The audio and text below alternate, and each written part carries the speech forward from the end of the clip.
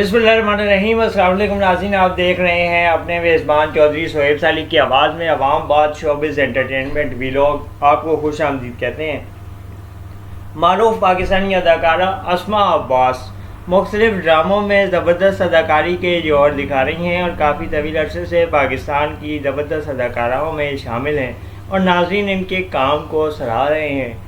अस्मा अब्बास ने इंकिशाफ किया कि अक्सर लोग तारीफ़ करते हैं और काम के हवाले से लोगों को मेरे काम के बारे में जब लोगों को बहुत अच्छा लगता है और मेरे ड्रामे इनको पसंद आते हैं तो ये मुझसे मिलके भी इसका इजहार करते हैं।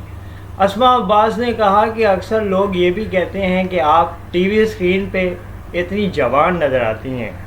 लेकिन असल में आप नानी और दादी भी बन गई हैं। अस्मा अब्बास ने कहा कि एक मरतबा इंटरव्यू के दौरान मुझसे सवाल हुआ था कि आपको अपने बारे में सबसे गलत खबर कौन सी ऐसी पता चली है जिस पे आपको यकीन ना आ रहा हो। अस्मा अब्बास ने कहा कि मेरे लिए गलत खबर तो कभी कोई ऐसी नहीं मिली, लेकिन अक्सर लोगों से यही सुनने को मिलता है जिसको मैं कॉम्प्लीमेंट के तौर पर लेती हूँ कि आप नानी या दादी नहीं लगती और लोग आपके बारे में झूठी अफवाहें फैलाते हैं।